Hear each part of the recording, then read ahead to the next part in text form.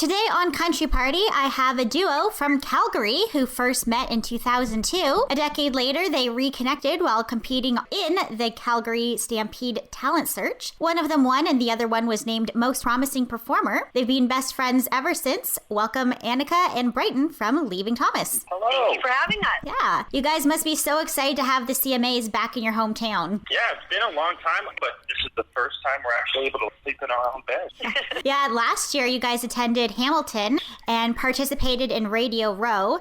And for those that aren't familiar with Radio Row, it brings radio stations across Canada into one big room to interview artists in like an assembly line, which I imagine to be very much like speed dating because you only get 10 minutes with each other.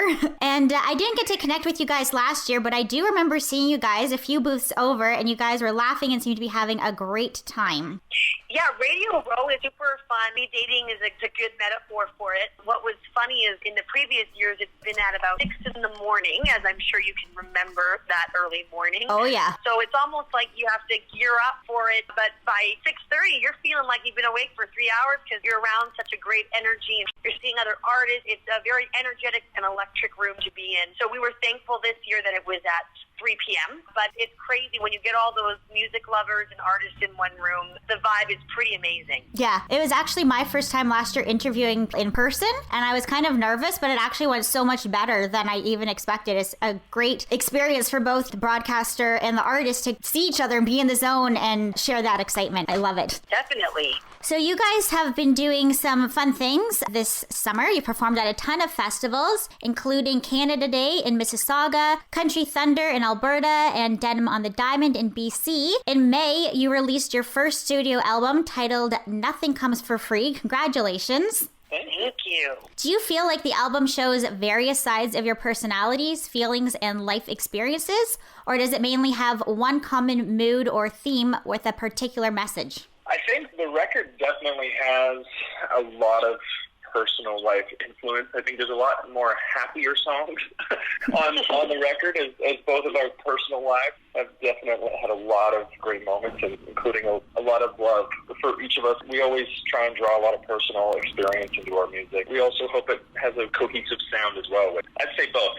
Yeah, definitely. Is there a particular song that you feel is the most vulnerable and personal? Well, for me, a song called Dreaming was written about my mother's passing this past year, and it's a song about grief. You wouldn't necessarily know it's about death. I think people that have lost someone, either to a breakup or to death, can relate to it. It was certainly a therapeutic songwriting session for me. I bet. That's definitely my most vulnerable song because it's showing the deepest, devastating part of my year and be able to put that into music and hope that maybe it impacts someone else in addition to helping me is quite a powerful thing to be able to do. I don't think on our previous album we had a song quite like that really were very personal to us. I can't imagine the work that goes into putting an album together. At what point did you feel that you had done enough tweaking and decided that it was complete? It's never complete. I was going to say, that's such a great question. It's never complete.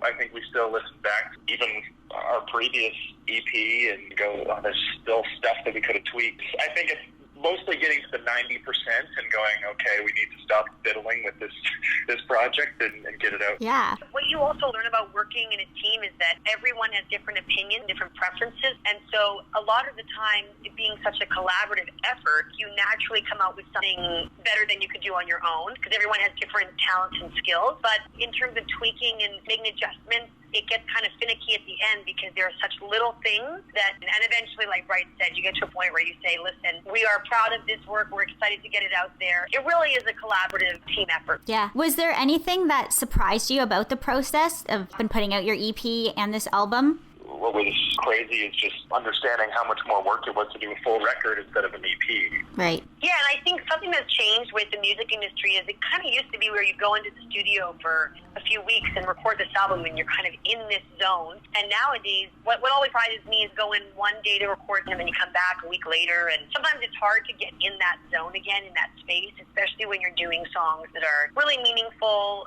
But at the same time, you can't record 12 songs in one day. So I think for me, it's surprising and challenging to kind of come back to the project. But then it's so exciting at the end when everything comes together that you've worked on in these little chunks. It's a pretty magical moment. Yeah, I never thought of that actually. That's a good answer. So the album's cover art is very unique and not a traditional country look.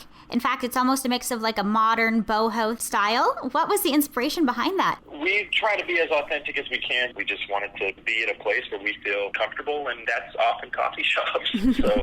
The CCMAs are one of my most favorite weeks of the year. And despite the hectic schedules, it's super fun and it feels like a family reunion regardless of what your role is in the industry. As exciting as the CCMAs are, this isn't the only thing, Bryton, that you have going on this month. Congratulations on your upcoming wedding.